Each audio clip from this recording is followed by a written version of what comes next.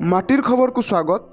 मानव सभ्यतार आरंभ काल तथाकथित शक्तिशाली पुरुषवर्ग शालीनता संस्कार और धर्मर बाहाना करी विश्वर प्रत्येक कोण तांकु सुहाइला भली नीति नियम मान गढ़ी तांको सह बसवास करुथुवा अर्धेक वर्ग महिला मानंकु स्वरहीन शक्तिहीन और अधिकार विहीन करी कोणठेसा करी रखिथिले। महिलाटी कौन करिवो कौन करि परिबोनी किपरि रहिबो किपरि रहि परिबोनी तार नियमावली मान धर्म और दर्शन बाहन पुरुष वर्ग तांको उपरे लदी दैछंती। किंतु विगत शताब्दीर प्रारंभ रे यूरोपीय देश मानंकरे महिला माने घरु बाहरी तांकर अधिकार साब्यस्त करने जाई निजर स्वर उत्तोलन करी आंदोलन मुखर हेले। एहा परे एहा एते प्रभावशाली हैला जे अनेक देश रे सत्ताधारी शासक वर्गों को निजर सत्ता हरैबाकू पड़िला। एही सब आंदोलन को आखि आगरे रखी महिला मानंकू समान अधिकार देवाकू जाई संयुक्त राष्ट्र संघ विश्व महिला दिवस परिकल्पना कले एवं 1975 मसीहा मार्च 8 तारिख आम प्रतिवर्ष विश्व महिला दिवस पालन करी आसुचे। ए महिला दिवस उपलक्षे माटिर खबर परिवार तरफरु समस्तंकु सर्वोपरि विश्वर समस्त महिला वर्गंकु विश्व महिला दिवस अभिनंदन और शुभेच्छा। इत्यावसर रे आमे ए अंचलर विभिन्न क्षेत्र में काम करुथुवा प्रसिद्धि पाइथिबा महिला मानंक पाखकु पहुँचवाकू चेष्टा करिथिलु। आसंतु शुणिबा सेमाने विश्व महिला दिवस संपर्क रे कौन कहउछंती। नमस्कार। नमस्कार, मो ना सुस्मिता रोहिदास। मो सिविल सर्विस प्रिपेयर होउची। आज वुमेन्स डे उपरे किछि कहबा पई मते सुजोग देइथिबारु धन्यवाद। तो मार्च 8 तारिख आमर विश्व महिला दिवस वर्ल्ड वुमेन्स डे तार एई थर थीम होउची जेंडर इक्वालिटी। आमे सेई विषय जदि देखिबा तो केवल भारतवर्ष नुहे बहुत देश अछंती जो जगार कि नारी माने बहुत ही शोषण शिकार होती। जेमिति कि आमर जो कंट्री जेमिति कि आम रिसेंटली देखी थिले अफगानिस्तान रो कथा केमिति तांकू कैप्चर करा होउथला। ताठू इंडिया रे भी इंडिया रो कथा कहबा को गले आमे देखिबा केमिति आम मानकू समय समय अनुसार नारी मानकू देवीर दर्जा दे दिया हुए। केतेबेले तांकू वस्तु भावरे गोटे कमोडिटी भावरे तांकू परिवेशित करा हुए।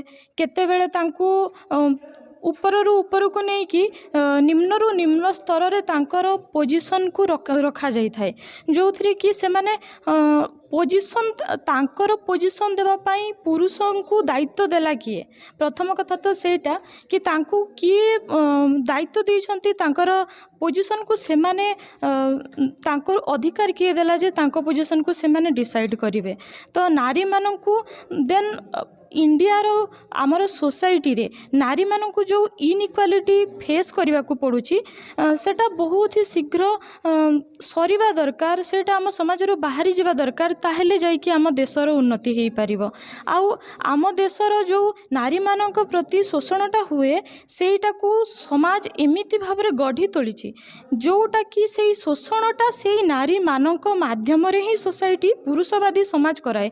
जेमिति कि नारी जदि किछि तार ओपनली कौन सी जिनस भी करने को चाहूँगी तो ताको को पुरुष आसिक प्रथम रोके ना ताको महिला मानक द्वारा ही रोका जाए। माटे मना करिवो तमे बाहर को जाओनी तमे बेसी शिक्षा माने आमको ग्रहण करवा दरकार नुहे।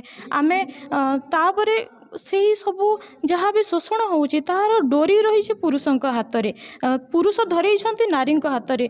तो केमिति भावरे आमे निजको सशक्त करिबा नारी समाज आउ जो आमे कहूनी जे समस्त पुरुष समाज से गोटे कैटेगरी रे ही आसुचंती कि समस्ते चाहूचंती कि नारी मानन को आमे निजर कब्जा रे रखिबु। सेमती किछि नुह बहुत पुरुष अछंती जो माने कि इक्वालिटी चाहूचंती आ बहुत नारी मध्ये अछंती जो माने कि इक्वालिटी ना रे किछि on related over jeans show करंती। तो सेही कथा नुह जदि गोटे पुओटे रोसई करिवा माने गोटे झियोटा को बाध्य कराउ जे तू रोसई करिवा पई सिख तो ऑब्वियस ऑब्वियसली आमे ह्यूमन बीइंग आमे खाइबा पई बंचिबा पई हमकु रोसई करिया को पड़िबो किंतु ता सहित घरे ही शिक्षा मिलवा दरकार गोटे पुओ को भी जे तू भी रोसई करिया पई सीख जदि बाहर किसी प्रोब्लेम फेस होउची ताहले गोटे पुओ ही खाली डील करबनी ताकू गोटे लेडीज को भी सेम टाइम रे तू भी जाई कि ता सहित फाइट कर कहि कि ना तांको सपोर्ट दवा दरकार तो एई जो प्रोसेस अछि हमर जेंडर इक्वालिटी विषय रे सेटा हमर परिवार रु ही स्टार्ट हेई पारिबो हमर निजर पालन पोषण रु ही स्टार्ट हेई पारिबो जे माँ बापा ही तांको शिक्षा दवा दरकार एमिति भाबरे कि पुओटीए भी केमिति बढ़िले नारी को बाहर जाइके डिसरेस्पेक्ट करबनी बाहर हो कि घरे हो आ गोटे नारीटे भी निजको संकुचित कलुषित मन करबनी निजर शक्ति सक्षमता को से बाहर देखै पारिबो तो जदि आमे एई प्रोसेस को आमर घर टू परिवार टू ही स्टार्ट करबा आ आमे समस्ते ता पई सक्षम हेबा ताहेले जाई कि आमर शिक्षार सार्थकता पूर्ण हबो आ केवल भारत वर्ष पई नुहे मु समस्त देश समस्त देश को आह्वान देवाई चाहूँगी रिक्वेस्ट करुच्ची कि जो माने से बंधन रे माने गोटे संस्कार बंधन रे बांधी दे कि नारी को गोटे बंधन भितर बांधी दिया होची तो से संस्कार जो अच्छी संस्कार को चिन्हिबा दरकार जे कोटा संस्कार आ कोटा आपण मानकर स्वाधीनता को हानि करा होची को को को पॉइंट रु आपणकर स्वाधीनता को छड़े निया होची तो नारी माने आमे धर्म ग्रहण करिसे ता माने नुहे जे आमे बुर्खा बिंदिबा जरूरी हाँ आमे हिंदू धर्म रचे ता माने नुहे जे ओढ़ण देबा जरूरी तार रीजन को रीजन पाई कि से प्रथाटा स्टार्ट हेइथिला आ जदि सेही प्रथाटा स्टार्ट हेइथिला ताहेले आज जदि यथार्थता नहीं आम सोसाइटी प्रति वर्तमान समय रे ताहेले गोटे प्रथा केवल जे पूर्वर चली आसी सेटा किछि जरूरी नुह गोटे प्रथाटा ओके गोटे प्रथाटा आमर सोसाइटी वर्तमान सोसाइटी सहित खाप खुएबा दरकार आ तार किछि मूल्य आम जीवन रे से प्रदान करुवा दरकार से भलिया जदि आमे आमर जेंडर इक्वालिटी पाई जदि आमे समस्ते एक स्वर रे बाहरिबा जेंडर इक्वालिटी रो प्रसार प्रचार करिकी सोसाइटी देश समाज सारा पृथ्वी को जदि आमे सशक्त करिया पई चाहूछे ताहेले समस्तंकर सहयोग विनियोग निहाती आवश्यकता धन्यवाद मु सलोनी आचार्य रमादेवी महिला विश्वविद्यालय भुवनेश्वर छात्री आपणको समस्तंको महिला दिवसर और इंटरनेशनल वुमेन्स डे रो ई शुभ अवसर रे अभिनंदन एवं शुभेच्छा ज्ञापन करुछि एवं मु निजको अनेक धन्य मने करुछि मु निजर अभिव्यक्ति आपणक सम्मुख रे उपस्थापित करि पारुछि प्रथमतः मु कहिबी एक समय थिला जो समय रे महिला मानक निकट रे जो प्रतिभा थिला सेमाने ताको घरर चारिकांत मध्य रे सीमित एवं लुकायित करिकि रखुथिले तांको पाखरे सुजोग नथिला एवं जो समय तांको पाखरे सुजोग थिला तांको प्रोत्साहन देबा पई तांको पछरे तांको परिवार वर्ग एवं तार बंधु वर्ग केही शामिल नथिले किंतु एबे एक समय अछि जो समय रे महिला माने निजको पुरुष मानकर समकक्ष करिवार कौनसी प्रयास छाडु नहंती महिला माने प्रत्येक सुजोग को विनियोग करी निजको एक भल स्थान रे स्थापित करने को प्रयास जारी रखिजंती आमे उदाहरण नहीं पारिबा कल्पना चावला पीवी सिंधु एवं एपरी अनेक महिला एवं सेमाने हेउछंती हमर उदाहरण आमे तांकर चलापथ को अनुसरण करी आमे निजको विकसित करिया कथा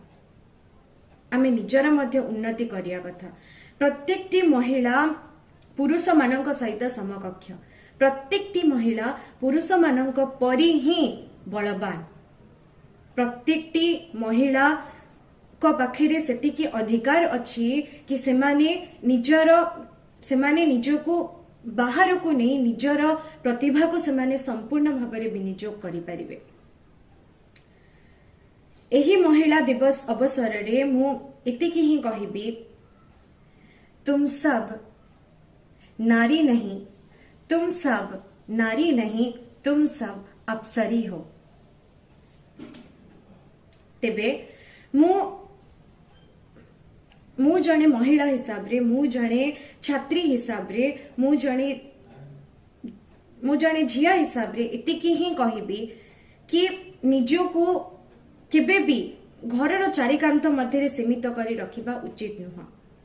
आपणकर प्रतिभा अच्छी, आपणक पाखरे सुजोग अच्छी, आपण निजको संपूर्ण भावरे विकसित करिया पई चेष्टा करिया कथा। एवं एबे गवर्नमेंट रो गोटे नियम आसी कि 21 एज होची झिया मानकर मैरिज एज, तो एटा होची सुवर्ण सुजोग।